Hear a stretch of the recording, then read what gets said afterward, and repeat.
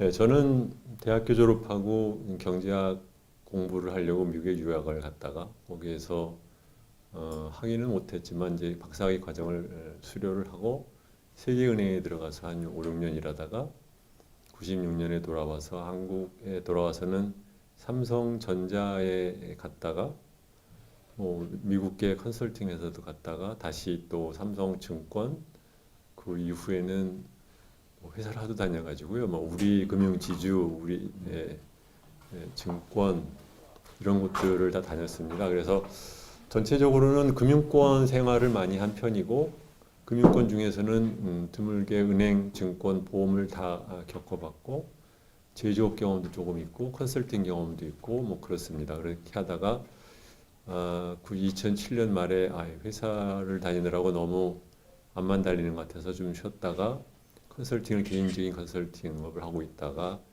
2013년에 하나투자증권의 사장으로 가서 3년 조금 안 되는군요. 한 2년 한 7개월 정도 사장을 하고 끝나고 나서 그 다음에는 잠깐 그 당시 2016년 20대 총선 때 더불어민주당의 총선 공약단 기획단에 가서 한 2달 정도 그 당시 더불어민주당의 경제정책 공약을 개발을 하고 그 이후에는 주로 칼럼이나 아니면 라디오 방송 같은 거, TV 이런 데 출연하면서 그러면서 지내왔습니다.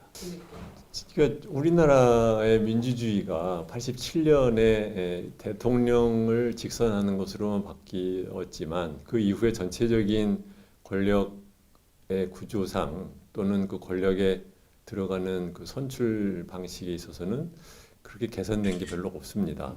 가장 크게 중요한 것은 이제 정당 민주주의가 정착을 못했고 정당 안에서도 민주적인 절차에 의해서 당의 지도자나 아니면은 당을 대표하는 의원을 선발하는 과정이 전혀 정착하지 못했다라는 이제 큰 문제가 있는데 그래서 이것을 고치지 않고서는 정당이 민주주의화했다고 할 수가 없고 지금은 주로 그래서 정당에 들어가는 분들이 주로 그러니까 일종의 말하자면 정당의 인사이더들한테 잘 보여서 그 줄로 해서 들어가 가지고 그래서 이제 출마하는 거잖아요. 이게 지금 보면은 의원들도 얼마나 되는지 모르지만 전략 공천이 상당수가 많고 전략 공천이라는 건 결국은 당 지도부가 이제 꽂았다는 말을 갖다 멋있게 말하는 거죠. 두 번째는 경선이라 하더라도 무슨 근거로 그 사람만 경선이 되는지를 모르는 그런 경선을 자기들이 아예 말하자면 2명 중에 1명만 골라라는 식으로 하는 거니까 그걸 경선이라고 할 수는 없는 거잖아요. 그런 식으로 말하자면은 당의 대표인 의원, 국회의원 후보를 내는 과정도 민주적이지 않아서 이것은 굉장히 큰 문제라고 생각을 했는데 문제는 정당에 있는 사람들이 그걸 통해서 자기들이 누리는 인사이더로서의 그 혜택이 있으니까 전혀 바꿀 생각을 안 한다는 거죠. 그렇기 때문에 저 같은 성격이 무슨 누구와의 친교를 통해서 한다든가 이런 것을 이렇게 좋아하는 성격도 아니고 또 말씀 맞다나 정치 자체에 대해서 이렇게 썩 하고 싶은 생각이 있던 사람이 아니니까 아예 제 일이 아니라고 생각을 했는데 요번에 이제 열린 경선을 한다라는 것이 어떻게 보면은 이제 그러한 과거의 나쁜 관행의 치부를 드러내거나 아니면은 그것을 변화시킬 수 있는 어떤 쐐기가 될 수 있는 기회가 되는 것 같아서 그렇다고 하면 그 자체가 국민들한테 널리 알려지고 그 과정을 통해서 좋은 후보자가 나올 수 있다 하면은 거기에 참여를 하는 것은 제가 되고 안 되고를 떠나서 충분히 가치가 있다 그렇게 생각을 해서 응하게 됐습니다. 과거에 구닥다리 진영 논리식으로 생각하는 그것이 그러니까 사람들을 갖다 말하자면은 쉽게 그 낙인을 찍는 버릇들이 있는 것 같아요. 그래서 그럼 어떤 뜻으로 저도 그런 사람들이 말할 때 보수일까를 생각을 해보면 우리나라 진보라는 게 이제 어떻게 보면 옛날에 그 시작이 노동운동이나 아니면은 그러니까 민주화 운동에서 시작을 하고 그러다 보니까 그 노동 문제에 있어서 굉장히 그 무슨 노동자를 신성시한다 그럴까요? 아니면 그 지나치게 노조를 신성시한다라고 하는 경향이 있어서 그 노조와 좀 부딪히는 것 같다. 그러면은 보수라고 얘기를 한다든가 아니면 이제 우리나라 그 진보들이 자주 하는 것 중에 뭐냐면은 이제 뭐 보이기만 하면은 시장을 규제를 하자, 뭐 금지하자, 뭐 이런 얘기를 한단 말이죠. 예를 들면 저번에도 제가 그 정치하십다에 나갔을 때 유시민 씨가 얘기 도중에 갑자기 자기는 만약에 자기가 뭐 왕 같은 절대적인 권력이 있으면 주택 보유를 뭐 두 채 이상은, 그러니까 두 채를 넘는 것을 못하도록 금지를 시키고 싶다라는 얘기를 한단 말이죠. 물론 그렇게 하자는 뜻은 아니지만 그런 식의 말하자면 그 아무데나 그 금지라는 거를 집어넣어서 이렇게 개입을 하고 싶어하는 그러한 그 아주 뭐라고 할까, 이거 본능적인 버릇이 있습니다, 우리나라 진보에는. 근데 그것이 사실은 전체적인 그 사회 발전이나 시장의 효율적인 운영에 굉장히 그 낳는 폐단에 대해서 생각 안 하는 경향이 있어서, 그래서 시장 경제의 중요한 경쟁의 원리를 그 해치는 것에 대해서 반대를 하면 그러면 또 그건 딱 보수라고 한단 말이죠. 근데 사실 중요한 것은 옛날에 그 돌아가신 김기현 선생님께서 이제 그런 얘기를 했었는데요. 그러니까는 우리들을 일반적으로 나눌 때 보수와 진보로 나누는 것도 있지만 또 다른 중요한 축은 수구냐 개혁이냐가 있다. 보수는 일반적으로 국가보다는 시장에 의한 자원 배분을 선호를 하지만, 그렇지만 그것을 기존에 있는 기득권을 유지하는 데 써먹을 논리를 쓰면 그건 수구의 보수이고, 그 시장 경제라 국가와 시장의 적절한 방법을 통해서 현재 갖고 있는 문제를 개혁하는 데 쓴다 그러면 개혁적인 보수가 될 수 있다.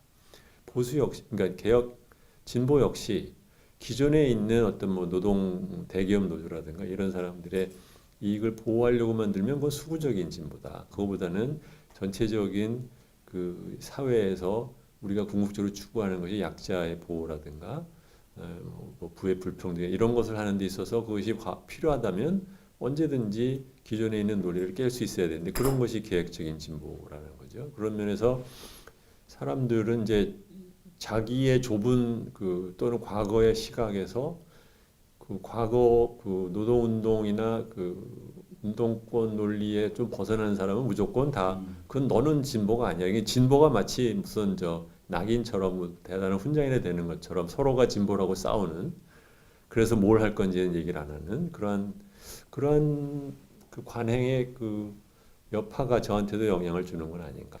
의정활동 계획서도 잠깐 그런 얘기를 했는데요. 뭐냐면은 저희가 사실 현실적으로 소수당일 것이기 때문에 구체적인 입법을 통해서 무엇을 만들어낼 수 있는 가능성이 그렇게 많지 않다고 생각을 합니다. 그렇지만 대신에 제가 갖고 있는 전문성을 갖고 그것이 정무위라든가 기재위에 갔을 때 적어도 공무원들은 이제 니들 죽었어 이제 이거죠. 헛된 소리 하거나 뭐 얼렁뚱땅 넘어가는 것은 다 잡아낼 자신은 있다. 그래서 국정감시를 하는 데서는 아마 상당한 능력을 발휘할 수 있다고 저는 생각을 하고요. 그 보통 정무에 보면 전문가가 없다라는 느낌이 많이 들죠. 그렇죠. 정무위가 뭐 보면은 금융산업을 아는 사람이 보통 그 위원회에 한 명, 두 명이 다니까 나머지는 그냥 다 위임하고 그냥 넘어가는 경향들이 있어도 많죠. 그런 분들이 대부분 친정부적 여든 야든 떠나고 그렇죠. 기존의 그 시스템을 유지하는 쪽을 편을 그렇죠. 드니까 심지어는 뭐 요번에도 그렇지만 박용진 의원이나 재영경 의원 같은 사람들이 인터넷 뱅크 반대하니까 아예 상임위에서 빼지 않습니까? 네, 그거 정말 잘못된 정책인데도 불구하고 그냥 뭐 당에서 시키고 뭐 어떻게 누군가가 대통령한테 인터넷 뱅킹이 무슨 대단한 뭐 핀테크 뭐 혁신이나 되는처럼 말을 하고 나니까는 그냥 그대로 우르르 넘어가는 것이죠. 사람들이 까먹는 것이 제가 회사의 경영자로 일을 했다는 거죠. 회사의 경영자가 하는 일의 한 80%는 그 싫어도 직원들 만나서 들어주는 겁니다. 별의별 헛소리를 다 해도 하고 다 듣는 것이고, 찾아다니면서 그 사람들이 편하게 자기가 느끼는 문제를 얘기할 수 있도록 하는 것이고, 그렇기 때문에 원하지 않는 자리다 하더라도 그것이 그 사람들한테 도움이 되면 자기가 해야 된다는 생각을 항상 하는 거죠. 그리고 그런 것에 대한 뭐 소위 말하는 까칠하는 게 말하자면 뭐 알지도 못하는 주제에 아는 척한다든가 지가 뭐 조그마한 권력을 믿고 뭐 이제 거드럭거린다든가 그럴 경우에 까칠한 것이지. 그렇지 않아도 이번에 보니까 선관위에서 각 당의 뭐 정책 공약을 정리해서 뭐 발표를 했는데 저희 열린민주당은 아직 빈칸이라고 하는데 이번 총선이 유난히 정책이 실종된 총선이 되어버렸어요. 그리고 우선 그렇게 된 가장 큰 이유는 이 지금의 그 미래한국당이라는 사람이 정책적으로 완전히 아이디어가 고갈된 지가 거의 한 10년이 됩니다. 근데 원래 그러니까는 여당은 행정부를 통해서 자기들이 무슨 정책이 있음을 추구를 해왔기 때문에 특별히 여당이 무슨 새로운 정책을 총선 공약으로 낸다는 게 좀 말이 안 맞아요. 그렇기 때문에 이슈가 되는 것은 야당이 새로운 정책 공약을 내므로써 그걸 갖고 말하자면 논란이 되면서 이제 전선이 갈라지는데 아예 그냥 야당 정책이라고 내놓는 것이 사실은 그냥 옛날 거 재탕 삼탕만 하고 앉아 있으니까 그러니까 정책에 있어서 아무런 전선이 지금 안 만들어지는 결과를 가져온 것 같아요. 이제 그렇다고 하면 저희는 약간은 비껴 있지 않습니까? 그렇기 때문에 민주당한테 촉구하고 해서 민주당이 좀 더 앞으로 나가도록 그들이 미처 생각하지 못한 부분 뭐 이런 것들이 있으면 그런 걸 저희들이 좀 제시할 만한 가치가 있지 않나 그렇게 생각합니다.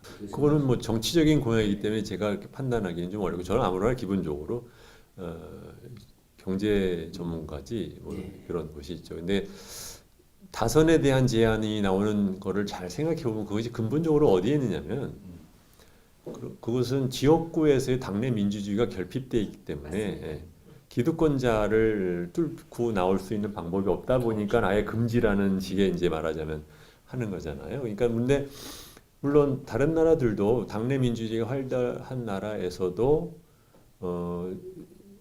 현임자가 있을 때 그 다른 사람이 도전을 해서 나오기는 어렵죠.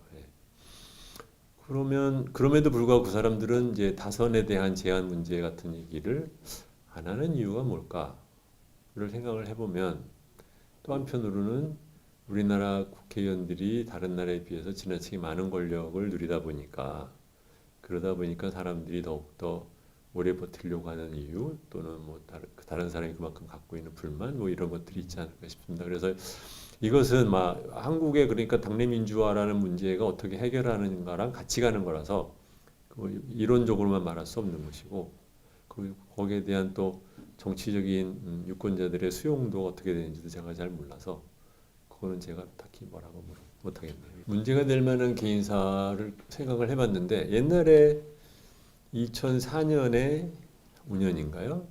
우리금융에서 우리증권과 LG투자증권을 합병을 할 때 우리증권 노조에서 저를 한편으로는 나와서 해결해 달라고 하면서 해결 안 해주니까 또 간섭한다고 또 뭐죠? 노사 뭐 이런 거 간섭 이런 걸로 해서 고발을 했는데 그게 검찰에서 무슨 이유였는지 모르지만 기소유예로 끝났던 게 있어요. 그거는 뭐 형법에 안 나오겠지만 기소유예로 끝났던 것이 하나 있고 두 번째로는 2008년인가에 제가 음주운전으로 면허정지를 받았죠. 8년, 7년, 8년 그 사이입니다. 그게 한 번 있었고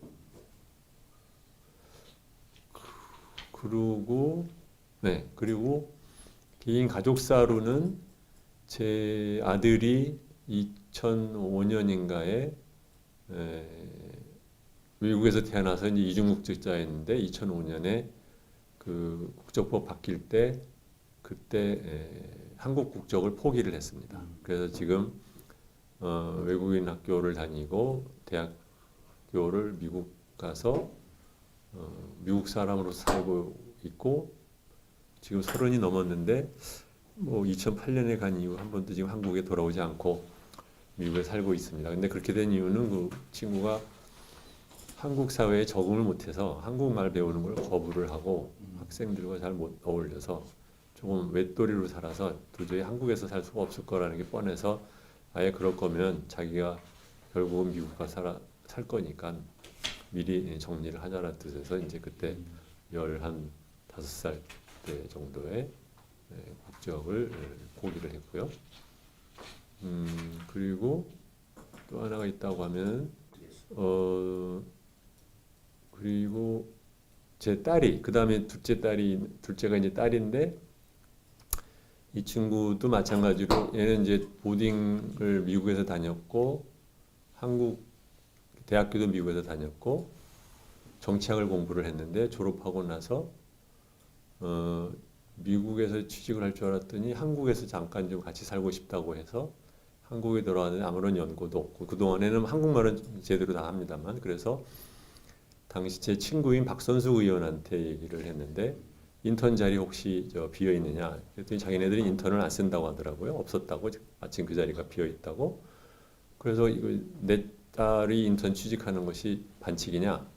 그때 반칙 아니라는 거예요. 그러니까 아무로나 사람 필요하면 쓰는 거니까. 그래서 인턴으로 지금 국회 인턴으로 재직 중입니다. 깔끔하게. 현재